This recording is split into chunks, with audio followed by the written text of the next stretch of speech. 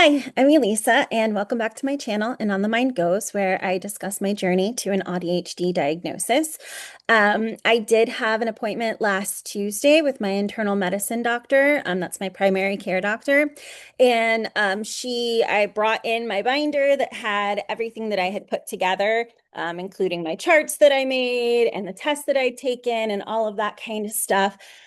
Um, and she agreed with kind of what I was saying. She said that she understands that it's really important to get that official diagnosis to fully understand yourself. Um, and it just resonated with me when I watched this video.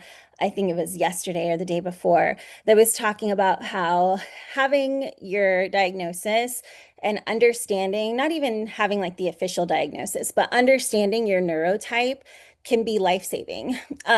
Because she was saying that so many times if we are late diagnosed or undiagnosed, that we think that there's something wrong with us. And so we try to kind of adjust ourselves. Let's say something is like we have a sensory overload of something. Well, we figure everyone else is fine, so we should be fine. And so we kind of push that down. And so we continue to like push down our needs. And so it affects like our nervous system and our whole body and how we react to things and keeps us in like a fight or flight or like survival kind of mode. Um, where she said, once you understand the wiring of your brain, then it can give you so many answers to kind of why you are the way you are, but also help you kind of advocate for yourself and for your sensitivities or for things that are like you're struggling with, which resonated with me just because I really am trying to pay more attention to how I kind of show up in the world and how it's hard. This is only like I'm just starting this.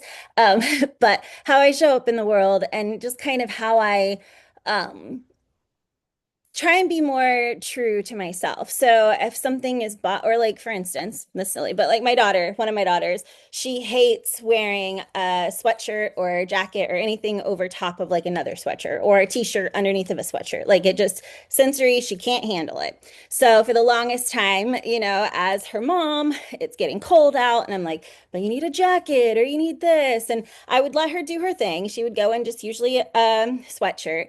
And but I would feel like a bad mom because I'm like, okay, she's freezing, and here I am sending her to school in just a sweatshirt. And, really, she should have like hat and gloves and a coat and all this kind of stuff. But the more I thought about it, the more it is one of those things that it's a sensory thing for her. And I don't want to sit there and force her to do something which I think is, what I'm supposed to do just to make her kind of fit in, feel good, be warm, whatever. But if it's bothering her and she doesn't want to do that, then she doesn't have to do that. Like, granted, my youngest, she wants to run outside in, the freezing cold in like a pair of shorts and a tank top. So yes, I will make her put on some pants or at least a sweater or something like that. But kids are resilient and they handle the cold apparently a lot better than I do and the heat.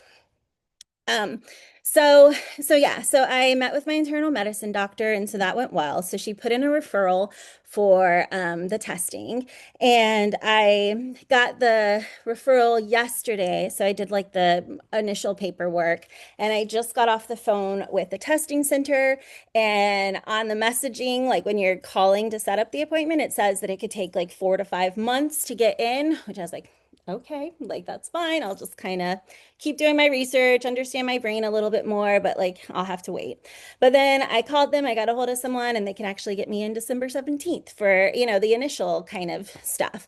So I'm going to do that paperwork that I need to turn into them, and then we will have this appointment on December 17th, which is pretty exciting because I just want answers. I feel like I have done so much research and watched so many videos con related to so many people that are online and talking about their experiences. And just it helps me feel seen. It helps me feel like, okay, there's other people who, are afraid that if they don't leave their house, but they don't want to go out of their house, but if they don't leave their house, at least some of the time they're going to become like agoraphobic and never want to leave their house or have a difficult time leaving their house.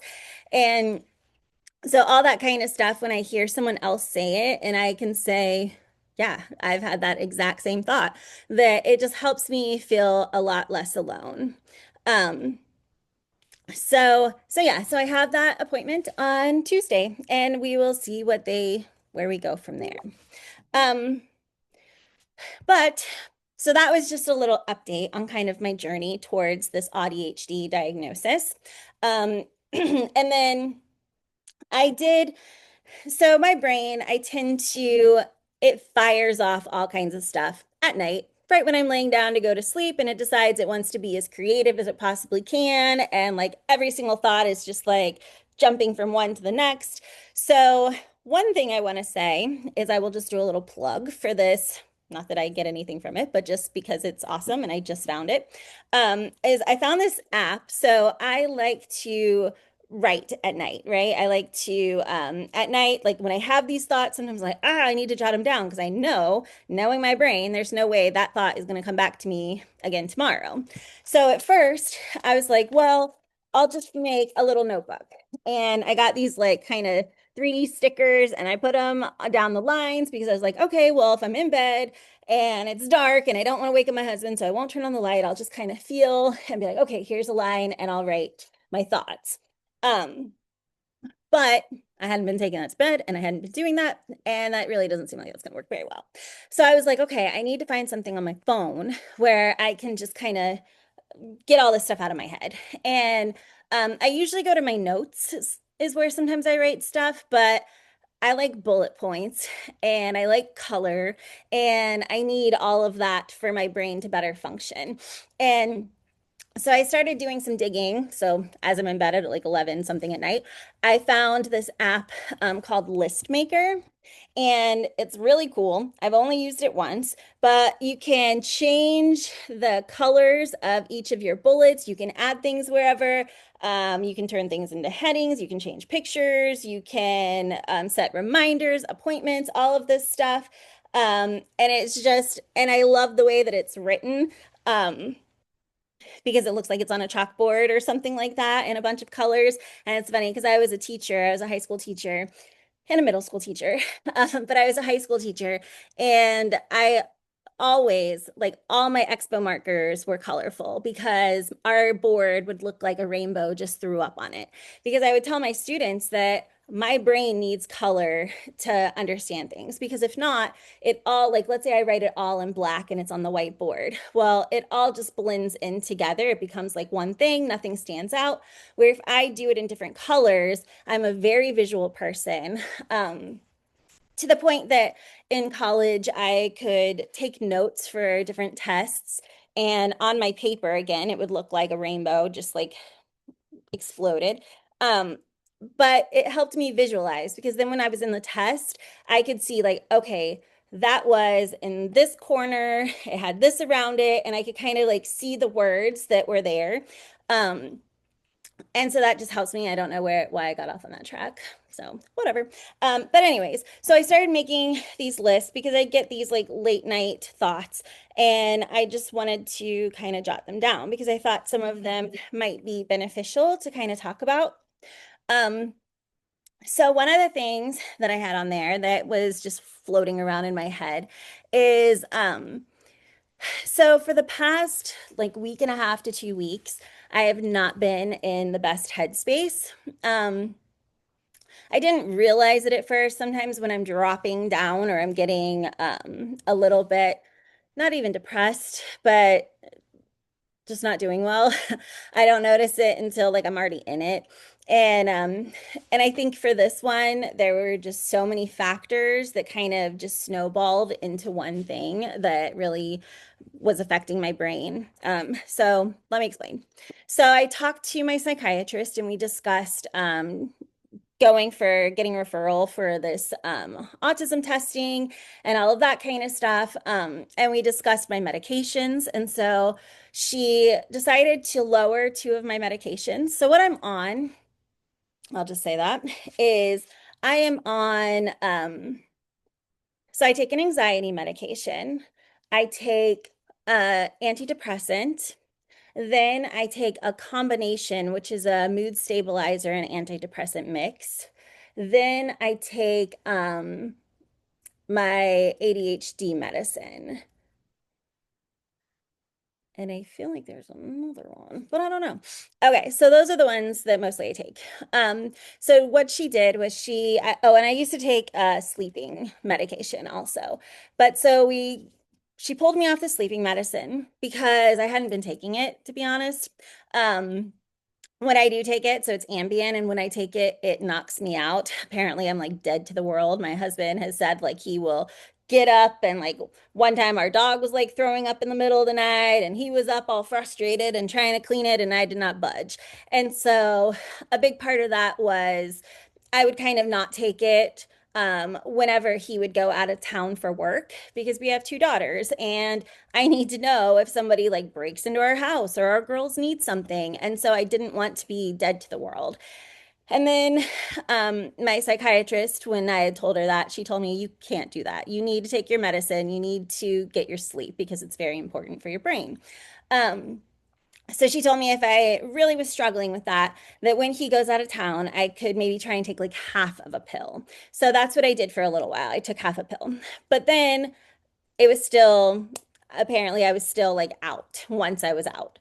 And again, I don't want that because I need to be aware if someone were to break into our house or a fire started or the girls need something or whatever because my brain loves to catastrophize.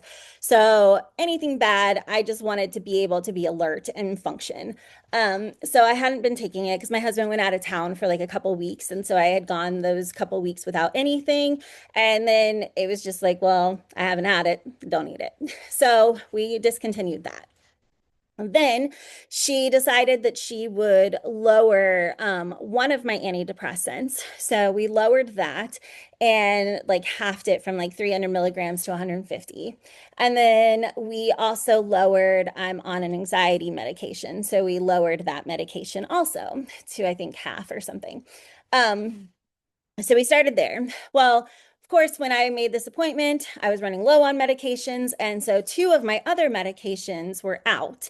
And those two medications, one of them was my Adderall for my ADHD, and the other one was this combination. It's called Symbyax, which is olanzapine, a mood stabilizer, and fluoxetine, Prozac, antidepressant. So I haven't had those, or I hadn't had those for like a week and a half, 2 weeks, because the Adderall, there was some mix up with my insurance that they kept saying they fixed it. And then I was still waiting and whatever. Anyways, I finally had to just go in there on Monday and was like, look, I need my medicine. Like, I don't know what's going on, but my brain is not doing well. Um, so luckily they were able, because usually I get like a 3 month supply of my medications. Um, but the pharmacist was like, well, I could do a month. And I was like, a month will be better than none. So luckily he was nice enough and he filled that and I got my Adderall. And so yesterday was the first day, and then today's second, that I've been fully back on all of my meds. And let me tell you, my brain feels like it can breathe. Like if your brain could take like a big like breath of fresh air. That's what it feels like in my brain. It feels like the fog is gone. It feels like my irritability is a lot better. I was noticing, I don't know, um it I also was struggling kind of with having like hot and cold flashes, getting super clammy, which I don't know if that was partially withdrawal or, I was also on my period. And so I don't know if like that all kind of compounded together or whatever. But it wasn't good because basically what happens when I'm in that space is I cry nonstop. And the littlest thing could set me off. And it could be something so small and it will just continue to replay in my head. And I'll continue to tear up and cry about it. And so that was going on. And my husband is really good. He knows how my brain is. He knows when I'm struggling or when I get quiet and I'm kind of just in here. And he's good about kind of just allowing me to vent and to get it all out. Oh, sorry, I just saw a message pop up that distracted me. Then my daughter, I didn't close her thermos and all the drinks spilled in her lunchbox. Okay, whatever. Sorry, that's neither here nor there. And I don't know where my Zoom thing went. Here she is. Um, okay, sorry about that distraction. Um, what was I talking about? This is how my brain goes. Well, I don't know. But so so basically I wasn't on, so I hadn't had those medications and the other two had got lowered. And so I was really affected, crying nonstop. I get very negative in my head. My head just sits there and ruminates and catastrophizes and tells me repeatedly, like, all these bad things about like what a bad mother I am and a friend and how I never reach out to people and how life is slipping by and I just stay at our house all the time and I'm not making memories enough for our girls and they're not going to remember things because I'm not going out and we're not doing exciting things. And that when we lived in Las Vegas, we had a group of friends and we would go to the park like every single day and they would stay at the playground and we'd always go out. And then we moved here during COVID, and I really didn't, of course, talk to anybody during that because everyone stayed to themselves. And um, and so, anyways, basically, I just start getting very in my head about being a horrible person, being a horrible mother, and my brain becomes so mean that it scares me. It scares me that I'm going to listen to those thoughts. It scares me that when I'm in that moment, that's all that I see. Like I can't see that, okay, well, I've been here before and it gets better, or this lasts for like a week or whatever and it gets better.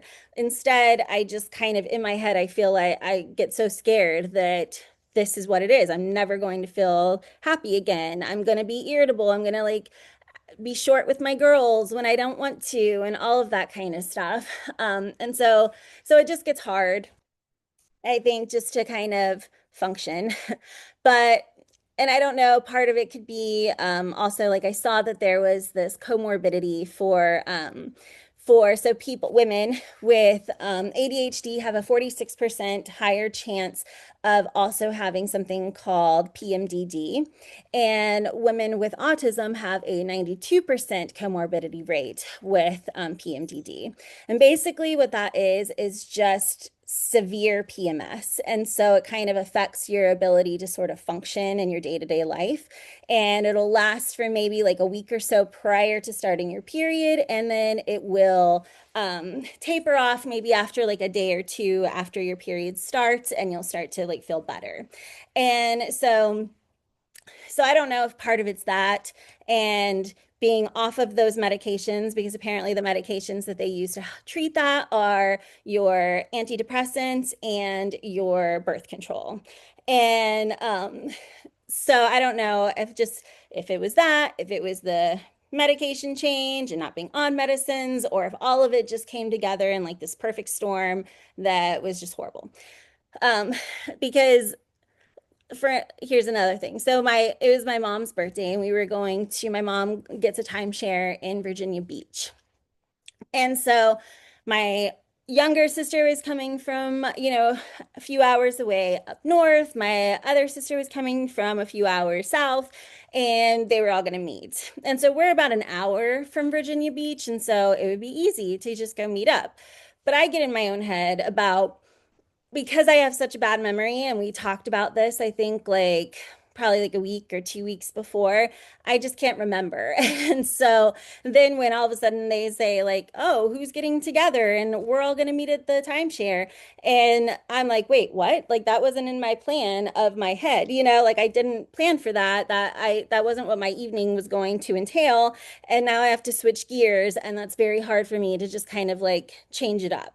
And so, of course, that had me in tears like 4 times before we even left to go down to Virginia Beach. And then in the car, I was crying like 3 different times, like driving there. And part of it is just I get so overwhelmed. And I think like on top of that, everything just like I said, compile. I'm tired of that word. I keep saying it, but everything adds up. And so there had been other things that had kind of put me on edge, like earlier in the week. One of those was my daughter had a field trip to one of the local like settlements here. And so I was going with her as a chaperone. But 2 days before even going to her appointment, I was in my own head. I was kind of having little panic attacks because I'd never been to this place. I didn't know where it was. I wasn't sure how long it was going to take me, if I was going to be late, if I could find parking, if it would be difficult to find her group, like all of this kind of stuff. Like, are people going to try and have conversations with me? And I'm not going to be very good at having conversations. Will I be talkative that day? Will I not be talkative that day? Will she want to participate? Will she not? Um, which she didn't a lot of the time. A lot of the time, we just kind of like walked around and tried to like motivate her to walk, or, like we kind of like lagged a little and let her sort of do her own thing, or while the kids were like in one of the little houses learning about something, we were sitting outside and she was like digging in dirt and walking around a tree, but she was having fun, and so that's what matters. And but so those are the things that then like I just get a lot of anxiety going into that, and overwhelm of not really knowing what to expect. And so that was weighing on my mind. And then I knew I had this appointment with my doctor to get a referral, and so of course I was in my head about, what if she doesn't agree with me? What if she doesn't do the referral? What if she thinks that I'm just trying to like make something up? And so all of that was going through my head. And then again, throw on the medication changes, the no medication, and my period. And it just was a bad time.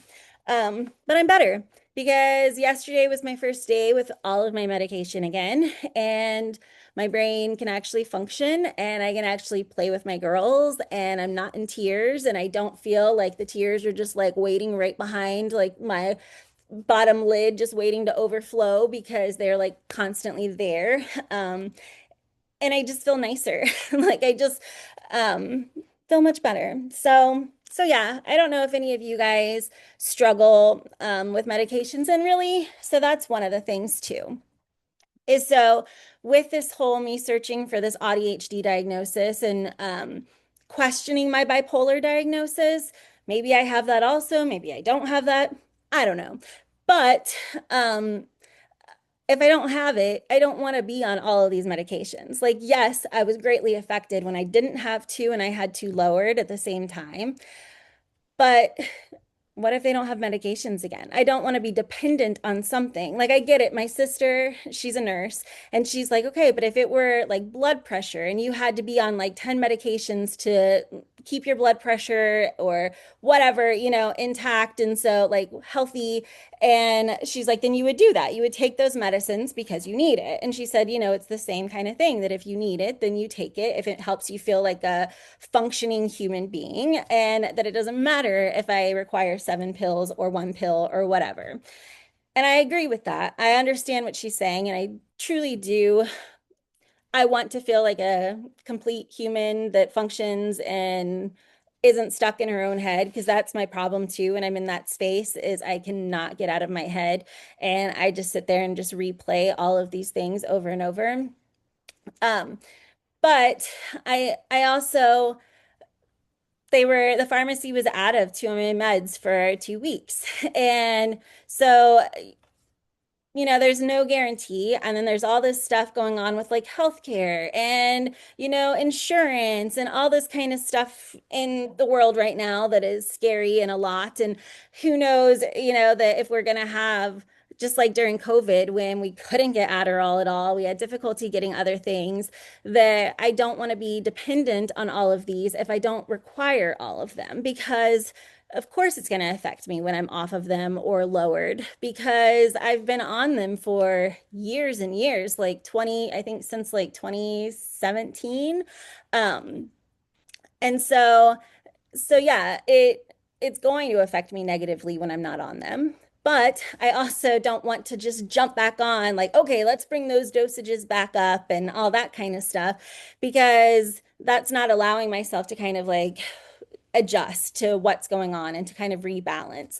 And so we're just kind of trying out these new dosages and not messing with any of the other medications for 3 months. And we'll see how that works, and then kind of go from there to see whether or not we need to adjust anything else. Um, but I think that's it for right now. So I'm going to get online and I'm going to look at what the intake paperwork for my upcoming appointment is and get excited about filling all of that out because I find that fun. Um, and yeah, so I hope everyone has a wonderful day and that you are also on your journey to better understanding yourself. So let me know if you struggle with some of the same things that I rambled about, or if not. But thank you for watching my channel. Thank you for watching my videos, and I look forward to hearing from you guys. Bye.